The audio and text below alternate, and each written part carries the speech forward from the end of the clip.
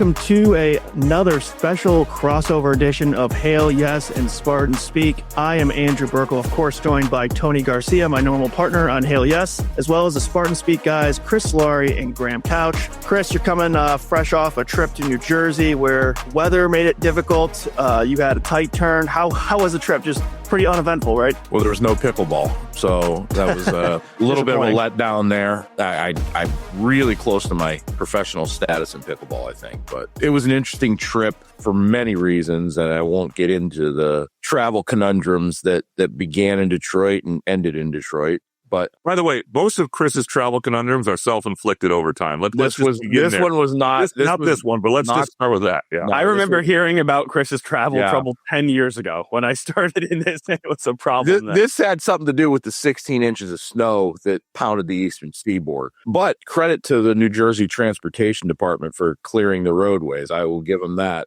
because the drive to Piscataway was wonderful, other than that one little hiccup along the way. As any good podcast starts off by thanking the New Jersey travel agencies for getting their job done. There was a little bit of self-inflicted travel in transit to the arena, but we also hit stop and not even stop and go, just stop traffic. I guess that's what happens when you've had 16 inches of snow in a major metropolitan area. But I digress. The game itself, I thought Michigan State looked like a team who's played a lot of basketball in a short period of time in 3 different time zones. And I give them a lot of credit for whatever was said at halftime, because Jeremy Fears, after really playing poorly in the first half and getting into foul trouble, really started to take over. And before he started getting towards that 29 points, he started taking over the tempo, the pace, the half court sets, and the defense. And the defense got much better than it had been early in the game. And Rutgers was shooting the lights out of the ball in that. But Fears really took control. And I thought the other thing that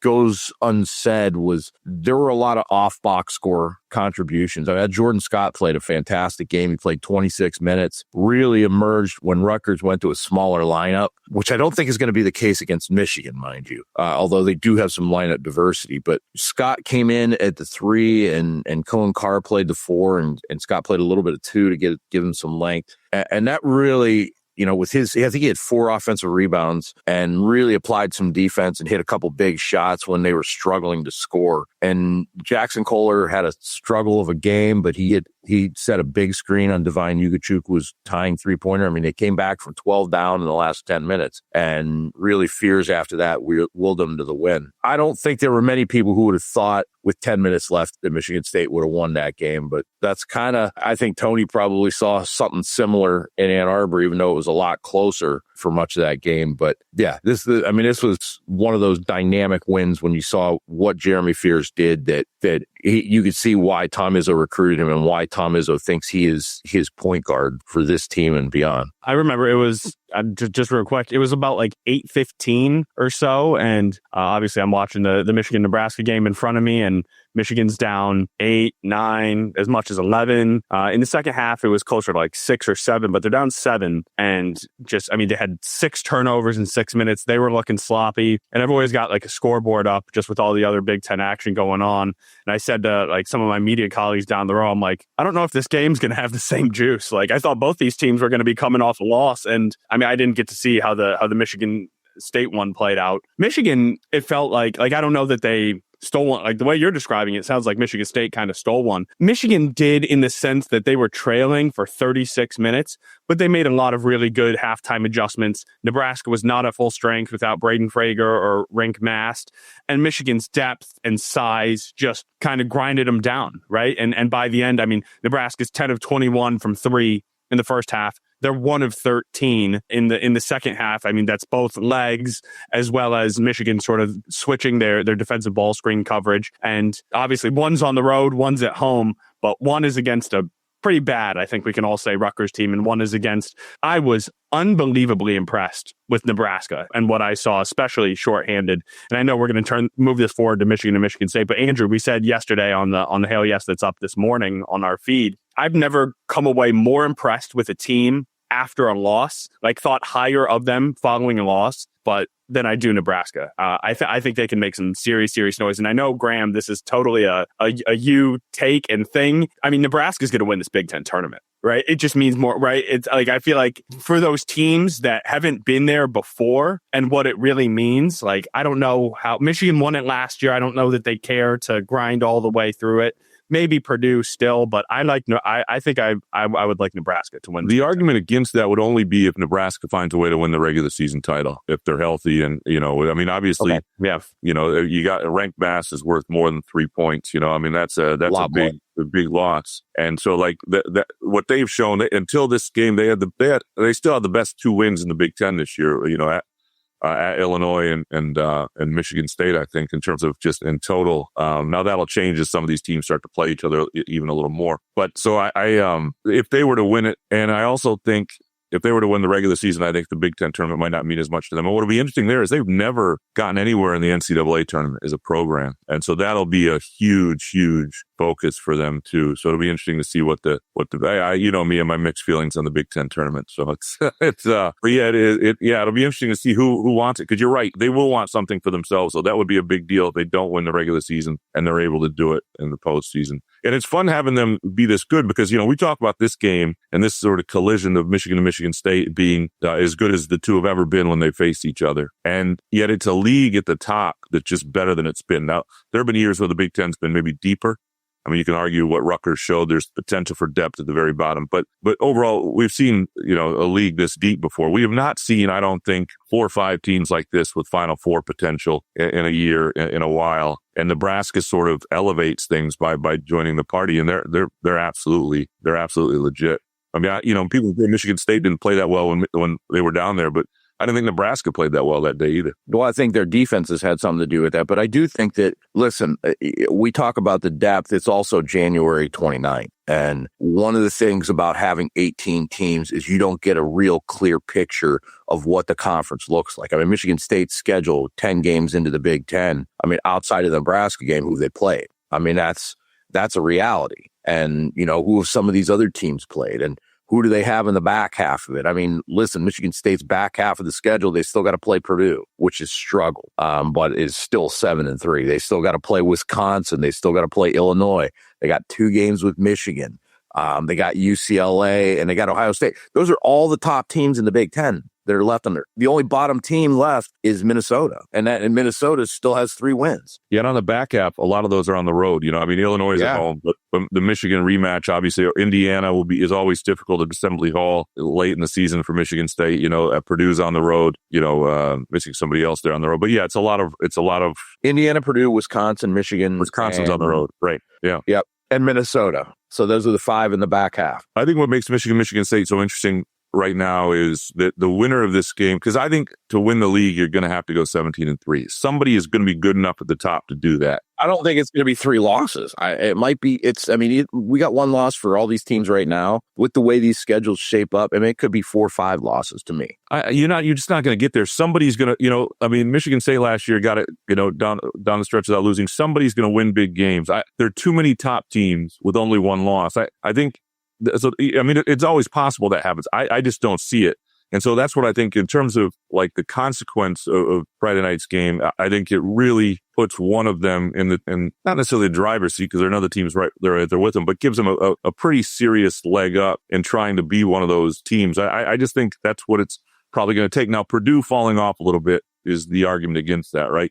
But last year, Michigan State had 3 losses and they were 3 games better. And so that means everybody else had 6 losses. And that's a real first test case of an 18-team Big Ten. And that's, I think, we talk about the depth of the league, but the size and volume of the league also comes into play, which is a little different in terms of the differing styles that you have to play. So that's why I think, yeah, Michigan State won it with 3 losses a year ago, but I think that could be an anomaly and an outlier. I'll bet you your rental car at the Big Ten tournament, there's only 3 losses for the championship, and you've got to walk everywhere if I'm right. How's that? Where's the Big Ten tournament? Chicago.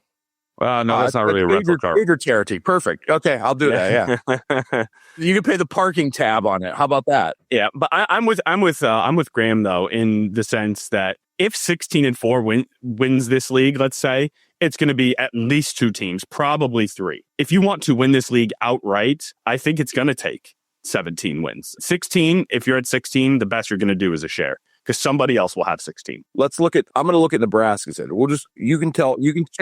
You shape up Michigan's schedule, but I'll look at Nebraska's schedule. While you're pulling that up, do you have it? I have it. Nebraska still has to play Illinois. They got to go to Rutgers, and I don't care what anybody says about Rutgers being down. There's talent on that team. More importantly, that place is a really tough place to play. Ask Purdue when they were number 1 in the country how difficult that place is to play. And they lost twice there at number 1.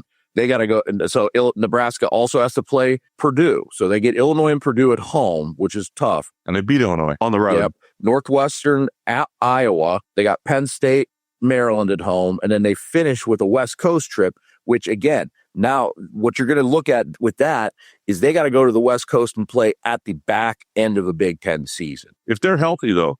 But Michigan State did that in the middle of the Big Ten season healthy and lost both games. But if they're healthy. And then more importantly, they got to make that turn from the West Coast right into Big Ten tournament. But look what they just did in Minnesota, right? They're down at the halftime. They're playing awful. They come out and just throttle the Gophers in the second half. If they were healthy, they'd be unbeaten, right? And so I just don't see where. I think they're legit, and I think they're hungry. They're kind of like a version of the Pistons college style. Like, the Pistons have an advantage right now. Not only are they a good team, but they're regular season hungry, right, in the NBA. And that's contributing to their record a little bit. And I think Nebraska, because they haven't done any of this, because they're good and this is all new and fresh and everything, they are hungry for this day in, day out to do something that's never been done there, to be a historic team. Like I'm not saying like if Rank Bass is out for more than a game, like that's an all conference level center, you can't. Injuries could obviously change this whole thing too. All well and good, but the combined records last year, the 3 teams Michigan State lost to was 30-30. This is what an 18-team Big Ten is. Somebody will fade. Well, it's not even just about that somebody will fade. It's somebody else is going to come up from that bottom tier or mid tier. The top is different. The top is different this year than it's been. It's just different. It's not the same. Michigan State's not even the same. Michigan State's a better team than they were a year ago. And we've talked about this. Like if Michigan State played that Auburn. I agree. Both of these teams are better. Yeah, for sure. I was going to say, so is Michigan. Yeah, the top is better. And so that doesn't mean the middle isn't either. The middle, I think, is almost non-existent to a large degree this year. It seems like there's really the haves and the have-nots. I mean, looking at the standings, you have Ohio State, Iowa, Indiana, USC. Those teams are all floating, within a game or so of 500 in conference play. And I feel like those teams are much closer to the bottom than the top of the conference as far as those teams with one loss. I think it's 3 very distinct, not evenly spaced quadrants. I think, Graham, we've gone over the top 5. We know who the top 5 are. That middle, to me, is Wisconsin. It's UCLA. It's Ohio State. And then that's kind of where the 3 is. And then the bottom 9 are in any order. I think on the right day, some of those other teams can Indiana and Iowa, I would say are the bottom of the middle. And that's 1 through 10. And even of the bottom teams, I think Minnesota is the most dangerous. I mean, we're really digressing, or getting off the beaten path here. But for the teams that have to go play those teams on the road, that's difficult places to play. Yeah, I mean, to Chris's point, both Michigan and Michigan State almost lost to Penn State, right? They both almost lost to Penn State. At Penn State. It's true. Which isn't even a hard place to play. Yeah. It's the worst road environment in the Big Ten for a home team. Yeah, and Michigan still has to play at Ohio State, at Purdue, at Northwestern, which is pretty much a home game for Michigan. But I don't know. I've seen Walsh Ryan be okay on a given night. Yeah, this isn't that kind of Northwestern team. No, but it all comes down to, in my estimation, for these 2 teams, even more so for Michigan State than Michigan, because this is the road game for Michigan. If they lose it, then you have the chance to get it on the back end. But if you win this, then you've taken care of business in what is your hardest game on the schedule. Mackey is its own beast, as we all know, but it's not the rivalry. Tony, let me ask you this. Will Dusty May, if Michigan's in a driver's seat position again late in the year, put a call out to Michigan fans to join the party, so to speak? Like, what I'm curious, because that Maryland game last year cost Michigan, and it was on the fans, because I think that's a deflating environment. When you don't have a home court advantage and you go out there and you see your crowd, like you got a Penn State crowd and a midweek with a Big Ten title on the line. I think that's and I understand it's always been an issue with basketball there, but that was a real sort of defining tell us where you are moment, I thought, for the fan base. And they failed in that moment. I wonder two things. I wonder if they lose this game and this no longer has this feel of like a historic season, where it still does even with one loss, or if they get down there and they get a home game or a 7 p.m. on a Wednesday in February, that's where Michigan doesn't have Breslin. That's where Michigan State gets an extra win or two a year. And that's the concern for me is not Michigan on the road as much as it is, do they not get the advantage some other teams do at home at the top, like Illinois and Michigan State and whatnot, Purdue? Right. Well, I don't know. I mean, it's not the same environment as those four.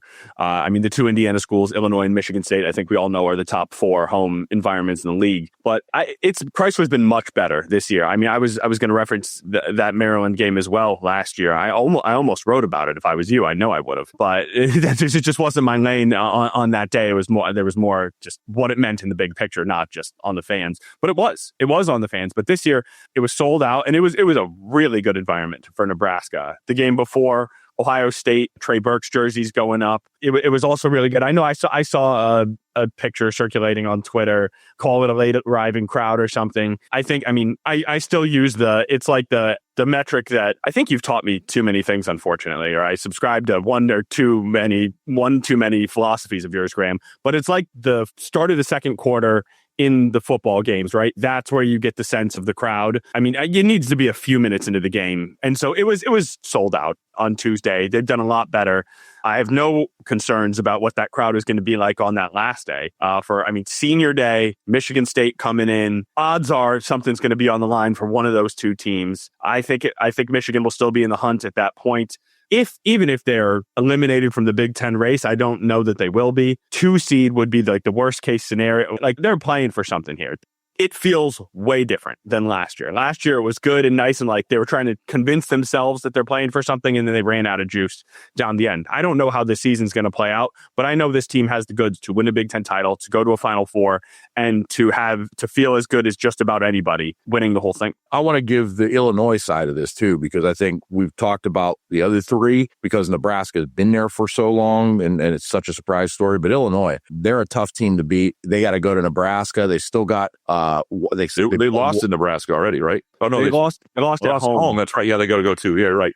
And that was the point where I had a friend that I talked to who does radio out in the upper Midwest, and that was not him. But he had told me that he started believing in Nebraska with the Michigan State game. And I said, you really should have started believing when they won at Illinois. That was a better win. 100%. Yeah. And we talk about home crowd environments. Before the game what that Illinois crowd's going to be like, because that Illinois crowd's been there for an hour. That is a tough, that is a top 5 tough place to play in the Big Ten. I can't really, it all depends on how a team is doing, how the road environment is. But they also have to play Washington and Northwestern at home with that trip to Nebraska sandwich between. They have to play at MSU, which will be tough. But this stretch is going to define where Illinois is. They play at MSU, at home against Wisconsin and Indiana, and then they take the West Coast trip to USC and UCLA, and then they play Michigan. All these front runners right now, their back half of the schedule is loaded. I think Michigan's probably the lightest. You sit there and you look at one win right now, could easily be 4 by the beginning. But somebody has to win those games. They can't both go 0-1 and when they play each other. Like I still think if you think about but it doesn't matter about going 0-1. I mean, when you've got to make the trip to play UCLA and USC and Indiana that aren't in that mix. There are losses that are going to pile up. But when you look at the Big Ten standings right now, the number of teams with just one loss is what I'm saying. So if that allows for 2 losses in the back half. So what I'm saying is somebody in the Big Ten is going to go 8-2 in the back half. Somebody is good enough to do that. If I had to guess, it would be Michigan, but somebody is going to go 8-2 in that back half. It could be Purdue, and Purdue's 5 losses and wins the Big Ten. Graham, think about last year. Think about Michigan State's schedule last year. We were all circling it as the back half of the year was looming. You're like, oh man, look at MSU's schedule. They've got the game at Illinois. They've got the game, the 2 games against Michigan. Well, then they basically, run the table after they pick up that 3rd loss. And it was like, oh, well, maybe some of those games weren't as tough as it is. So like eventually you see as the games play out, someone gets hot. the cream rises to the crop, cream of the crop rises, whatever the stupid term is. But yeah, like you eventually, a team usually, not always, but sticks out amongst the rest. And I think that one of those teams is a strong candidate to at least become the standout team amongst all of them. Because like you said, we're halfway through the season, right? I mean, there's a lot of basketball that has been played, even though there is still a lot left. An equal amount, you might say. Yeah, well, let's go big picture here as far as this game, because we haven't talked much about the actual Michigan State game. This is, Tony, the biggest Michigan game since when do you think? Well, I mean, regular season game, right? Because, I mean, they were just in the Sweet 16 last year. Yeah, March doesn't count. I don't know. I would say since this week. Right. I mean, they just played a top 5 home game against Nebraska. But before that, it had been 5 years since they played in a top 5, top 10 matchup. So you could say it was like Illinois 2021, but that was a COVID year. And so there weren't a ton of fans in the stands. The next year, Michigan just narrowly, actually, I guess the next year they made it to the Sweet 16 and then they narrowly missed the tournament and then they bottomed out. But there weren't a ton of these type of games. Last year, I mean, it felt like I think both sides were ranked when they met both times. And so I mean, like those games felt big. That when Michigan State came to Chrysler last year, that was a really big game. But no, I mean, this one off the top of my head, this is probably the biggest game in 5 years and the most they can gain from any game, I would say, in 5 years, especially because, I mean, I had a story on Freep.com this morning just about Michigan is 3-20 this century at Breslin Center, right? And those three games, what that win did for those teams. I mean, Michigan is 1-6 in 2011 when Zach Novak and Stu Douglas go crazy, and they flipped the entire script on the season. I mean, they're 1-6 in Big Ten play, and then they make the NCAA tournament and win a game, right? And that was before Michigan was making, like, that was the beginning of the run. Trey Burke comes in the next year and takes the program to the next level. Then in 2014. Stauskas is blowing kisses to the fans and he hits 5 threes and they win that one, sort of coming from behind in the second half. Michigan wins the Big Ten tournament that year. And then Mo Wagner just takes Nick Ward's lunch money in 2017-18 season. And so that one was, I mean, also a massive year, obviously. And so what the win means in East Lansing, like they went to national titles without winning in East Lansing. But if you do, the confidence that all these former players told me about just the way it can change the season. So to Graham's point, I think it's going to be hard for Michigan to go 8-2 in the back of the schedule. They have Illinois, Purdue, and Michigan State all on the road. That's 3 tough road games. So say you win one of those and you drop 2. You have to hold serve everywhere else. And it's just not easy. So that's why this game is just so pivotal early. I mean, because if you can win at Breslin, you can win at Mackey.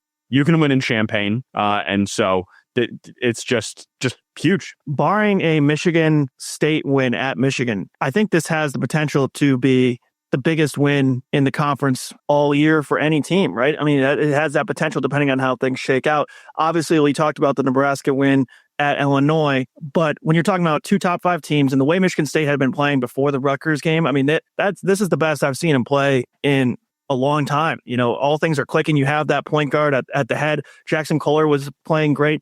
Obviously, they dipped down. Like Chris said, they were a little tired. But when you consider how well both these teams are playing right now and how much it really can shape the season going forward, I think that almost no matter what, this has a potential. It's going to be a top 3 victory for any team in the conference all year, just when you consider how big the stakes are and setting up the second game in Ann Arbor, because no matter what, if Michigan State wins, well, then you have a chance to get both. Well, if Michigan wins, well, then Michigan State has to win in Ann Arbor, and then the stakes get even bigger there. So it's like, no matter what, this game has just a massive, massive amount on the line here.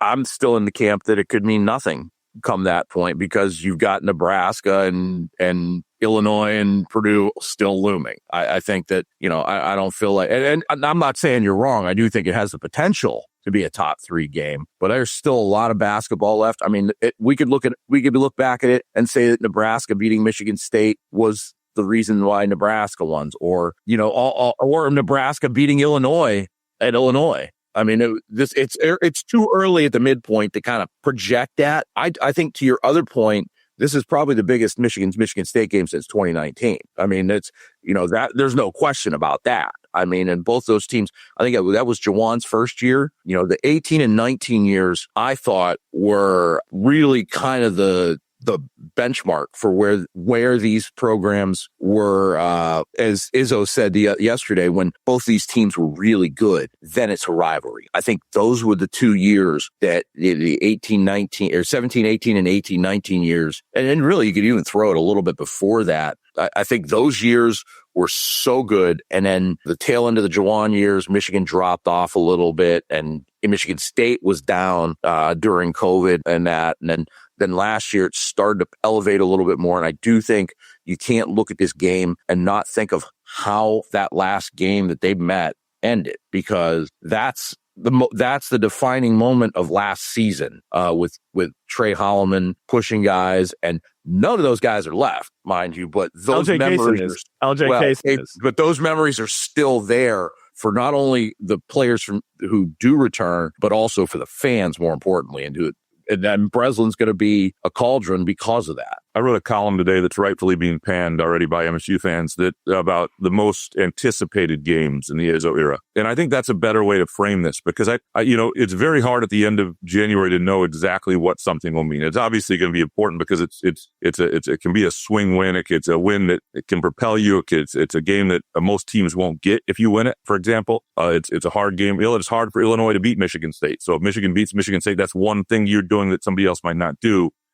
And I thought this was arguably the most anticipated game of the Izzo era. Now, anticipated and biggest are two different things, right? I mean, 2019 is by far the biggest game. Now, where I'm being panned is people are saying I didn't eat for 2 days or sleep for 2 days for that 2019 finale, when the Big Ten title was on the line. And that wins, right? But I think when you go back to the way last season ended and the acrimony between the two teams, and sort of the suspense of this one and the curiosity of the matchup, and you wait until the end of January, 10 games in for both teams, and they're both this good, to see what it looks like, it creates an anticipation that I think is good as anything that has been. And you can look at, obviously the second game in 2019, there's I think the 2013 game with when Breslin, when they were both really good. There are several games throughout time that you can look at, and but I think it has that potential, and it's in that realm and in that sphere, because it is one of these. We've been waiting for this. January 30th has just been looming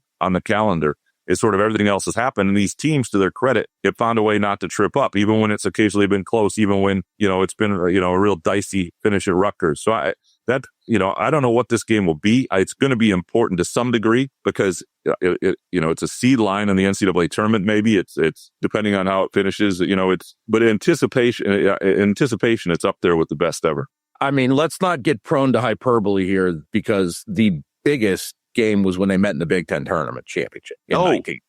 No, 100%. 100%. Was that rage bait for Graham? Were you purposely pissing him off? That can't happen. The Big Ten tournament can't ever be the biggest game. No, okay, for a couple reasons. Okay, no, stop right here.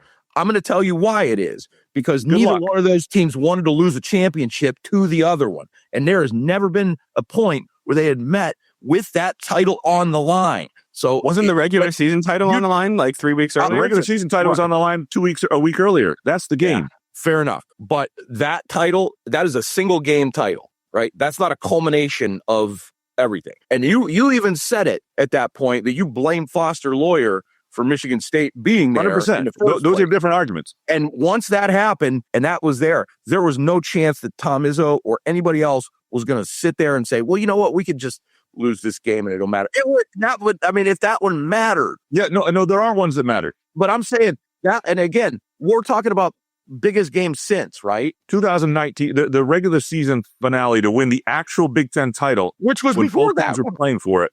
Was it? I'm not saying the Big Ten tournament championship game didn't wind up mattering. It mattered in 2012 as a tiebreaker with Ohio State, Michigan State, which it split, and it mattered in 2000. But you think about 2014, for example, that Michigan team didn't want anything to do with Michigan State in the Big Ten tournament. They had won they had beaten them twice. It's like, why do we got to do this again? And then in 2019, the same deal. Like, that's what makes the Big Ten tournament have less meaning.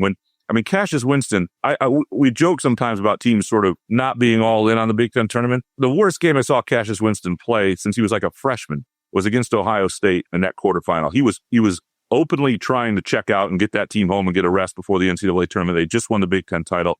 Foster Loyer hits 4 3-pointers out of nowhere, and they win, and then they get a good matchup against Wisconsin, and then it's Michigan. So you got to show up, right? And that did wind up being a game that meant something. I'm not saying it didn't mean anything, but it's not. I mean, the Big Ten, because the other thing is nothing can ever mean anything when 8 minutes afterwards the brackets are released and nobody talks about it. Like that's the other problem. If the Big Ten ever wants that to mean something, they have to move it to Saturday. Until then, it has very little meaning because you can't even write a story about it. Tony, Michigan wins the Big Ten. When did they win it? Last year? Last year. No, I totally agree. I mean, they not only did they win the Big Ten tournament, they beat Purdue in the semifinal, right? And Purdue was on one of the top lines, and they do it in Indy, so it's kind of like a road win.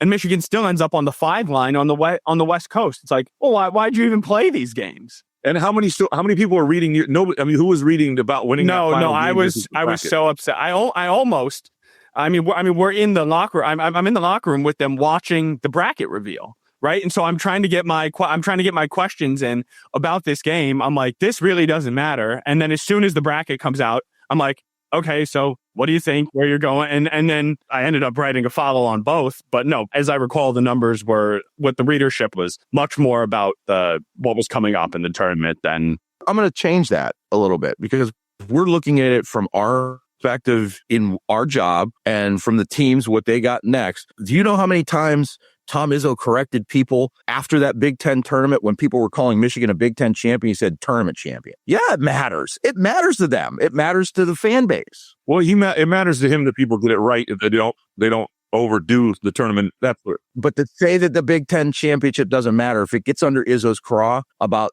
the difference between the two, it still matters. Well, I think it's because he means one matters more than the other. If people started getting the NBA Cup wrong and saying, that the Milwaukee Bucks won last year's championship or whatever, you'd correct them if you were the actual NBA champion. I mean, it's. I don't disagree with that.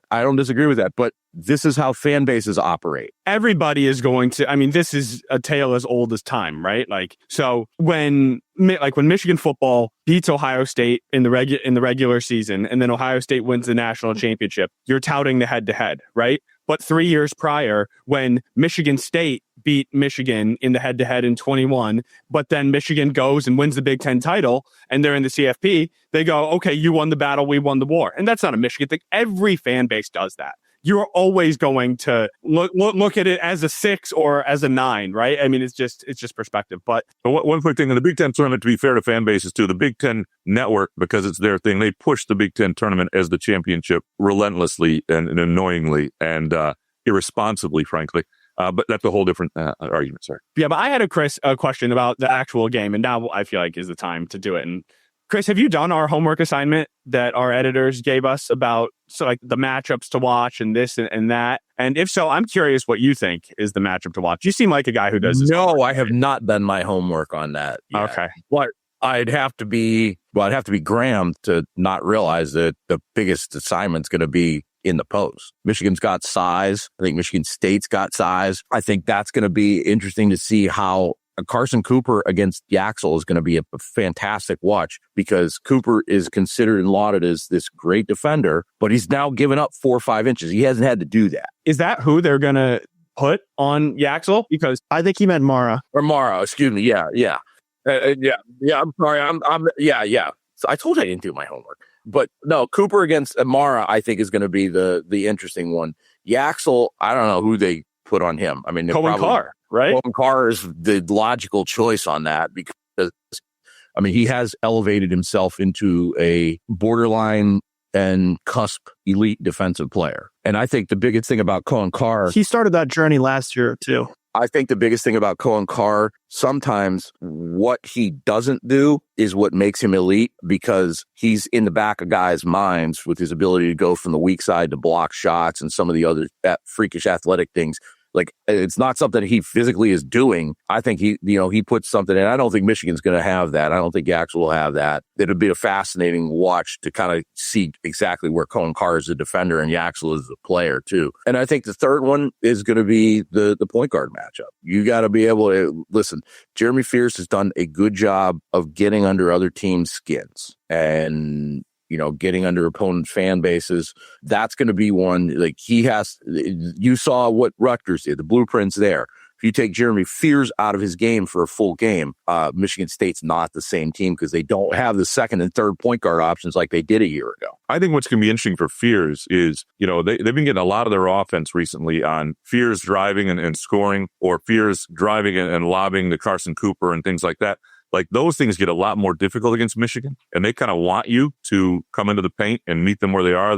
Especially with Mara's in the game, they don't play ball screens the same way. And I'm curious, like, what that looks like for MSU when some of the things they've been counting on aren't there. I think the real key for MSU, too, is they've been an elite rebounding team. Number one in defensive rebounding, top 10 in offensive rebounding. And they're playing a team with size. Like, they have to remain an elite rebounding team in this game. And if that happens against Michigan's size, then that's a huge part of it. And then they got to stay out of foul trouble. Michigan has more depth to me to deal with foul trouble than Michigan State, whereas the strength in numbers a year ago is people talk about, they got some depth now, but they got 4 guys they can't play on the court without, really. And especially the size in here, they need both their big guys to stay out of foul trouble. You can't have Fears in foul trouble. And then the defensive assignments for Cohen Carr are important. And you can use Jordan Scott in certain ways there, but they need to stay out of foul trouble, and they need to rebound well. And then they also need, the real story of Michigan's dip is they're like a 28% 3-point shooting team since Christmas. And so they were blowing the doors off people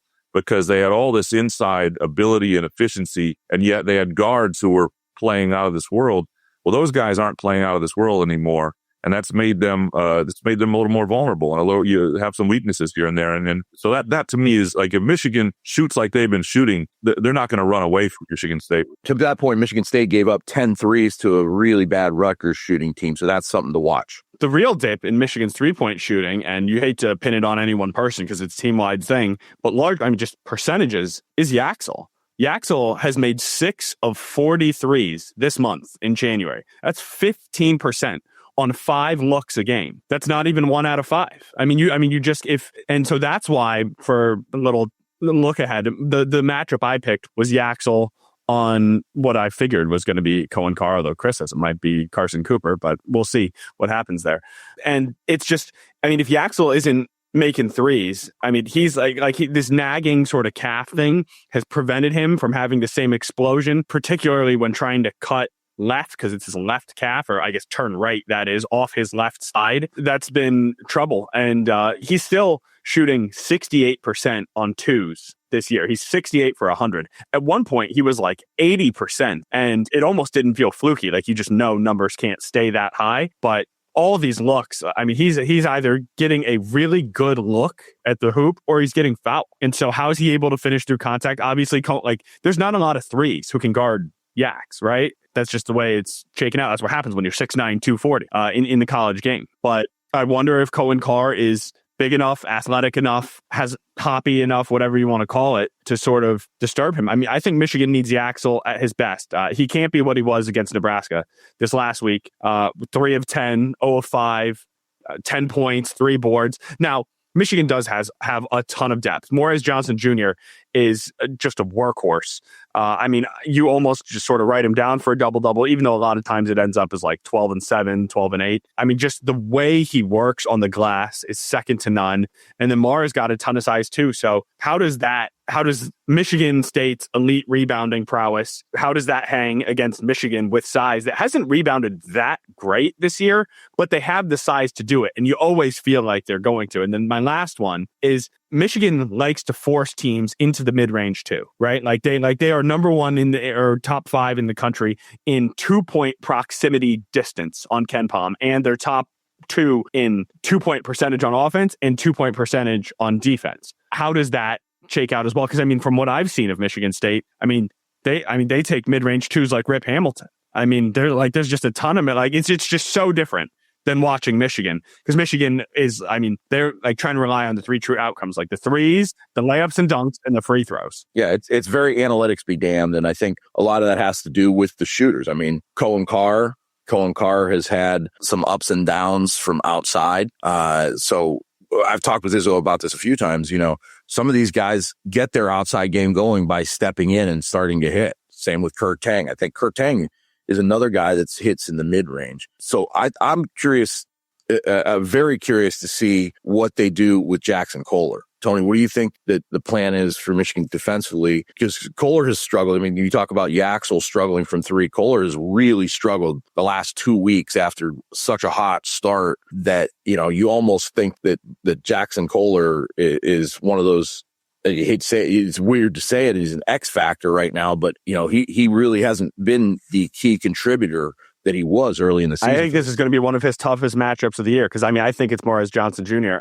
Because Adai Mara has been at his worst when he's getting stretched out by stretch bigs. Fortunately, Carson Cooper is not much of a stretch big, so I think he's going to be doing what he likes to do and just sort of camping in the paint, right? And Michigan has almost been instructed to allow, you stay even with someone as long as you can, but if the drive is like a wide receiver, like if they're even, they're leaving sort of thing, if they're by you, do not swipe, do not foul, don't get yourself in foul trouble because Mara is just going to clean it up. And so I would see Morez certainly drawing the Jackson assignment, especially because he is the guy who is the most capable on this roster of switching 1 through 5. And so say Kohler and Fears are trying to do their ball screen thing and a pick and pop. Morez can stay in front of Jeremy Fears as much as anyone can, right? Like that's still a tough matchup on the play to play basis. But Michigan is not going to be afraid if those guys get switched, where Morez is going to be able to hang his own. And if he is able to fight through the screen, he can hang with anyone on the perimeter, especially a big man who is not going to put the ball on the deck and blow by you. The nightmare to me for teams, for Michigan State and everybody, is that Morez Johnson becomes sort of an Xavier Tillman type defensively. He's been my comp all year. Yeah. Because at the end of, and that NCAA tournament obviously got canceled, but the reason Michigan State had a claim that they might win a national title that year, and there are like 7 teams who claim that would have happened for them that year. But the reason Michigan State had a valid claim is the 2 weeks prior to the pandemic, different types of elite big men in the Big Ten, he had shut down, from centers, Luka Garza's to Lamar Stevens out at Penn State and if it all relied on a forward or center, you couldn't beat MSU because it was his show defensively, and that was a problem. So you could beat MSU if you had guards and things. But I am curious to see that too, because so much of what Kohler gets, and they won't mind him switching, to be honest, on the Fears if that creates the shot for Kohler. They're going to need Kohler to hit shots. He really is in a bit of a funk for the last about 5 games now from outside, and he was shooting.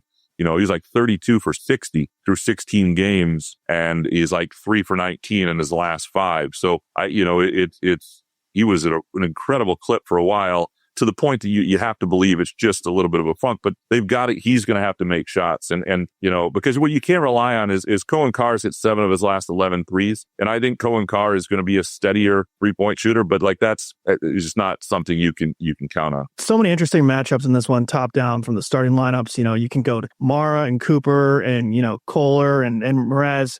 But we got a question about Cam Ward, who, if you only watch Michigan State in the non-conference play, when they played North Carolina and Arkansas, he was a guy who was making a big impact, right? But over the last flow of the season, he had the wrist injury. So is there anything that Andrew Arbel asked? Is there from the beginning of the year, it seemed like they were going to rely on him, but is there an explanation for his drop in play other than the injury or the freshman wall? And do you think he could make an impact in a game where Tony and I were talking on the podcast, it feels like it might be a Jordan Scott, a Cam Ward, or like a LJ Kaysen who comes in and hits 2 or 3 threes, right? That could possibly swing this game. Trey McKinney. Yeah. Yeah, McKinney. I think with Ward, he's been out of sorts with the wrist injuries, particularly offensively, because so much of what he does is around the boards, the cleanup work, some of the things that he just, was feasting on early in the season. He needs those hands. And, this was around the point where I think he's supposed to be getting a little closer to getting full strength back from the last big time timeline that I heard about it. He's playing. It's not like he's not playing through it, and it's not like he's going to get hurt any better. But, the goal is to get the tape off, to get him back to not having anything on it. And that, I think early February was when I heard on that. And I think there's something to be said too about the freshman wall, because listen, he did all that stuff in the non-conference, and he had some big games against elite national teams. Playing in the Big Ten is a lot different. And especially when, your minutes have been up and down, you're out of the rotation where you were at that point. I do think Jordan Scott, the game he had against Rutgers, showed a lot more of the confidence. And I think from freshman standpoint, this is the point. Once you get to the midpoint of the Big Ten season, you start to see that corner turn past the wall and towards the finish line. So it won't surprise me if it happens for Cam Ward, but it also won't surprise me if it won't be a week or two longer, a couple more games before he kind of just gets past it. Tony, my wife tuned into the show. She wants to know who's got the better coach, or I guess we can go with the coaching advantage in this one. You're somebody who knows both coaches quite well. Michigan, Dusty May, only year 2. So is there anything that sticks out as a coaching advantage in this matchup? Well, I mean, there's so many elements of being a coach, right? Like the better coach in this day and age, right? I mean, I think Izzo has proven that he can do it his way, and he's going to continue to develop and insulate and like sort of play defense on his roster and then pick the pieces. But as far as put the vision to put a roster together, to be able to sell it and see how the pieces are going to come together. I mean, this is 2 years in a row now. I mean, there's 2 years of evidence versus 30 years of evidence, but Dusty May, I think in this era, is a fabulous coach.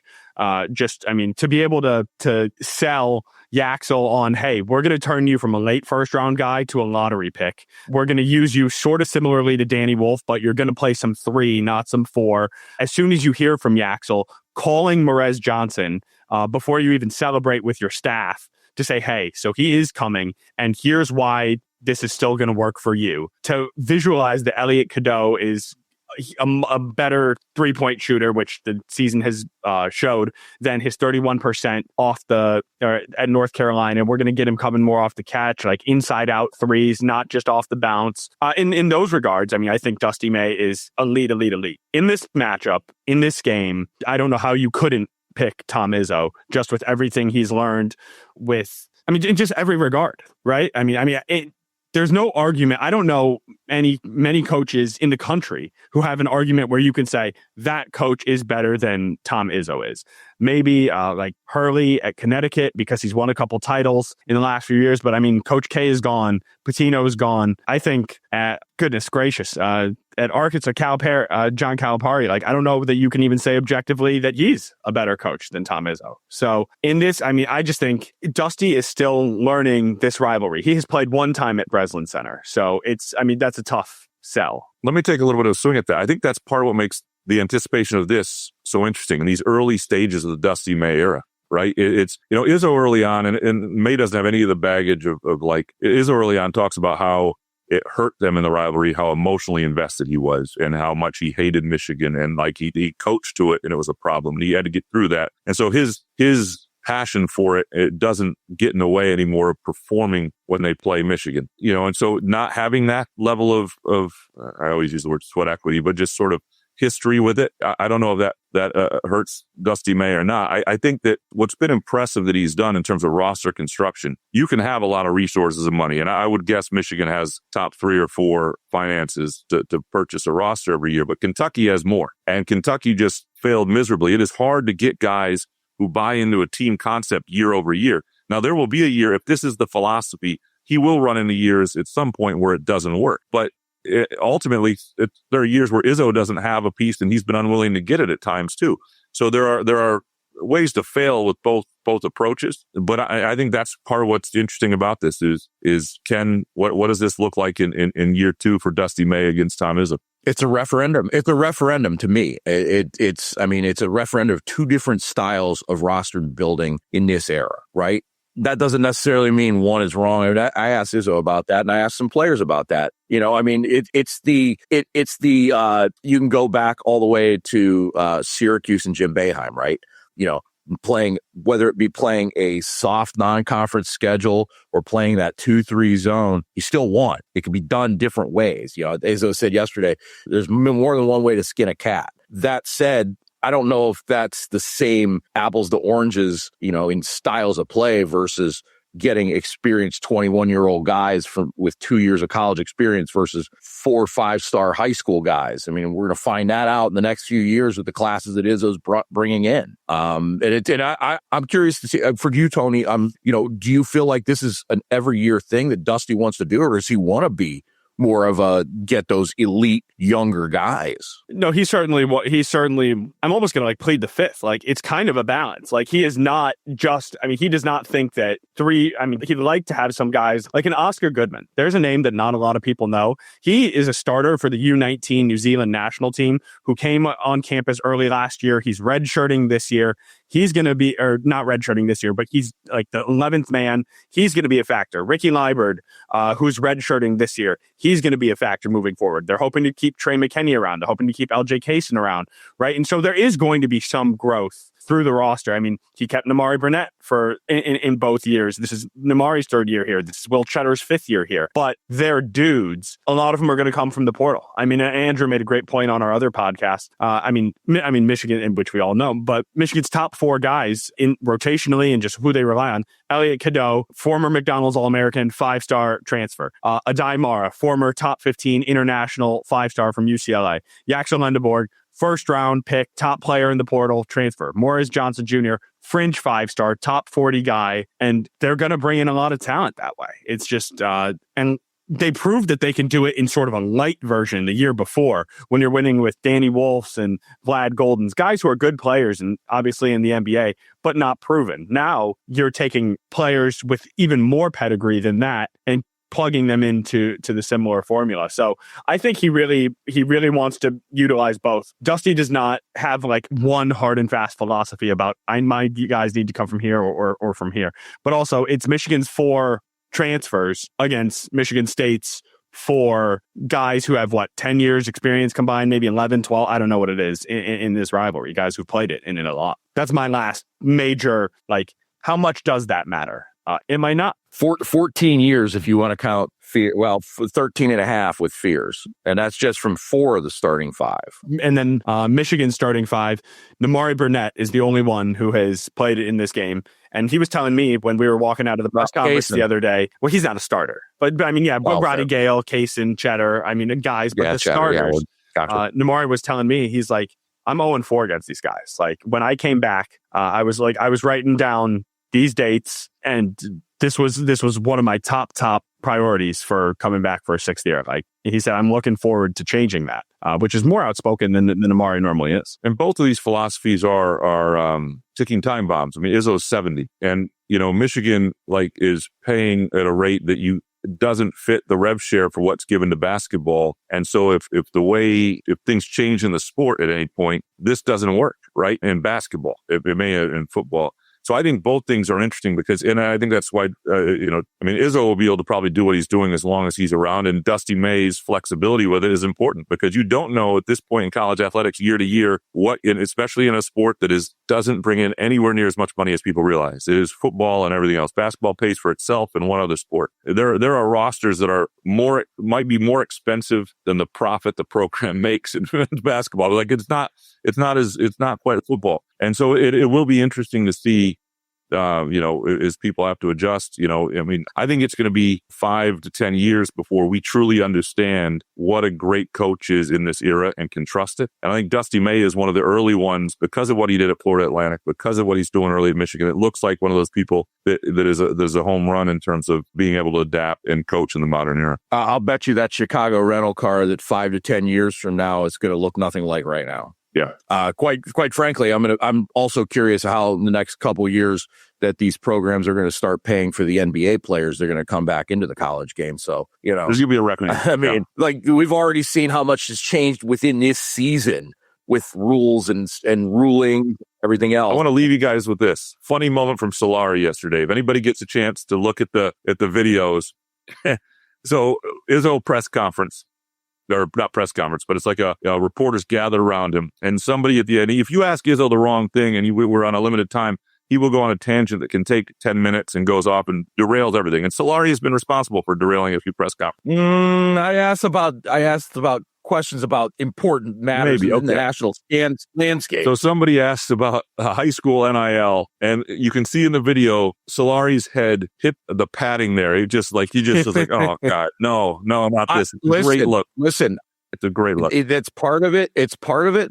but also I had Fred Human pushing me from the That's left true. side. I had Fred Human on the other side. We both had Fred Human. So yeah, felt all of Fred Human. So there was a multiple layer effect there, but we were in this. I think the thing that I said to myself was not why today, why this week. I mean, it's like, well, it was just approved, but no, it's a question for Monday. Or not when you got in the Michigan game and they've got a limited period of time and the things that you I think your reaction was fun. That's all. I think it was fun to watch. Speaking of press conferences, I have one I need to leave for in about 45 seconds. Well, thanks, guys. I'm glad we did it. I mean, Tony and I said on the other show we did, like, we could have talked for 3 hours about all the different matchups in this. Like, we barely even touched the game, right? And there's still so much that we could have discussed, but super fascinating matchup.